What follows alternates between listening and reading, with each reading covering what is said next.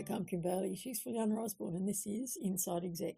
This is another of our hot topic discussions that we had whilst waiting for a guest. This time we're looking at getting systems right from the customer's point of view. Another of the areas that we talked about when we were waiting for this guest to arrive was about getting systems right. And this is a bugbear of mine. I know that you have heard me talk about this before, but if you have got a system that you use online, test it, please.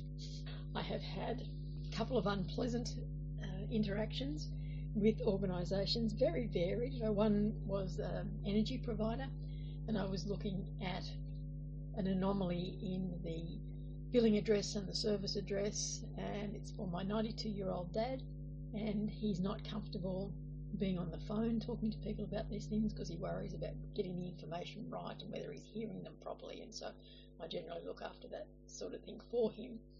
I was sitting with him and I said, well, let's see if we can do it online.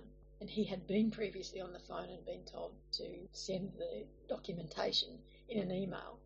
And I said, well, I'll write the email and you can see what I'm writing and you can say if it's the right words or not, and then we'll send through the documentation that they've asked for.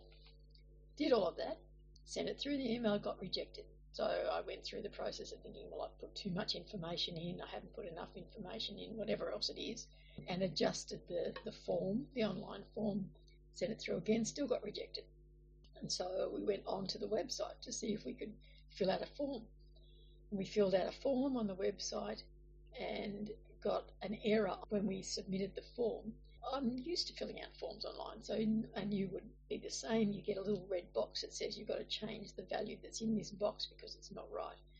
Well, we got a message that said, entry for this should be primary. That means nothing to me, even though I know a fair bit about what should be on a form and what the values are behind the forms. There was no box highlighted, so I didn't know where the error was occurring. Cleared it all, tried again, got the same error. And the only option for him was to ring. And because he'd already done that, he didn't want to ring again. He didn't want to waste his time ringing again. And so we're left with a system that forces you to do things online, but it doesn't work. And I've had other examples recently where it's been the same thing, where obviously the system itself hasn't been tested, or it'll say, send it to, they give you an email address that is the general inquiries email address, and no one monitors it, so no one answers it.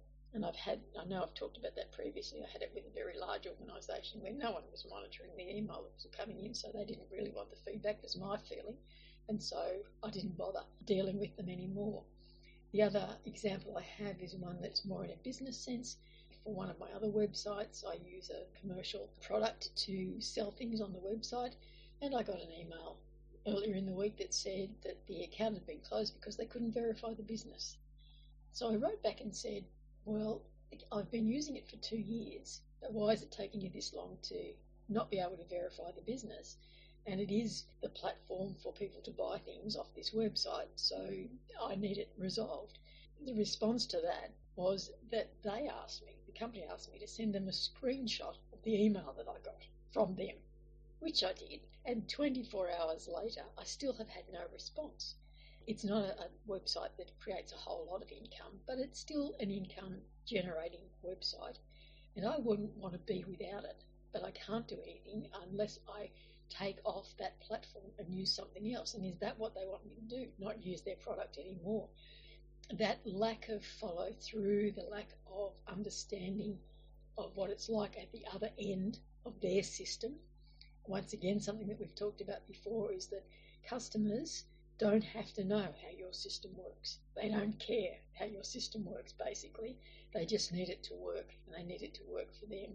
It's just a reminder to people, I guess, because we were talking about it the other day, is to think about, if you're using systems, test them as though you were the user. Don't test them in their test mode while they're being developed. Go out, go off to a different computer, use it, try it on your phone, and just see whether it's actually mobile friendly as well. Use it that way and see what the result is, see where the glitches are, see what the problems are, and then go back to the drawing board and make sure you get it right for the best customer experience possible. A lot of you listening to what Kim just said would say, of course, you test the system. Of course, who wouldn't? User acceptance, all of the stuff we've done for years. I think the message here is if we are doing it, we're not doing it right because the customer experience shows otherwise. In every interaction a customer have with us, we have to cater for all customers and make sure they are able to use our system with ease. It's got to be common sense and usable for everyone. That sometimes can be a tall order, of course, because different abilities of the customer. But in the sense of that we're doing more and more online and we're not interacting as much with customers, it is important that we make it flawless. It is important that we listen to what are these obstacles and using total quality and continuous improvement, review the system. We're at the stage where we have enormous amount of technology available to us. Fantastic. So absolutely, we should be using that to make it happen.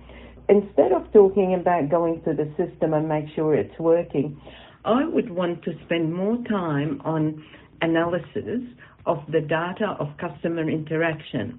Go to that, dig deep into it, and find out what is working and what's not working.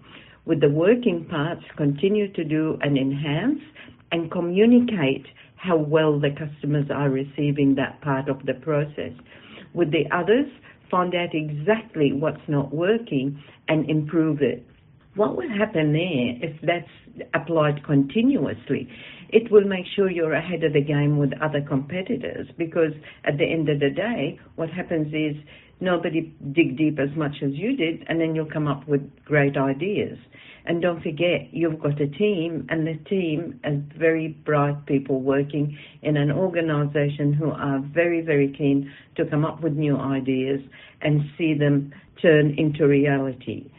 So yes, it's basic, but it needs to be done. It's not being done in all cases, and because of that, we need to do two things: fix what's not right and communicate what we're really happy about so people know what we want as a customer, and the continuous feedback to be taken seriously and look deep into it with the view to make it even better. So there you have our quick thoughts on getting systems right. I am very impressed with Fulyana's suggestions on what you should be looking at in terms of your organisation, and I do hope that you will take those ideas on board. For now, I'm Kim Bailey, she's Fulyana Osborne, and this is Inside Exec.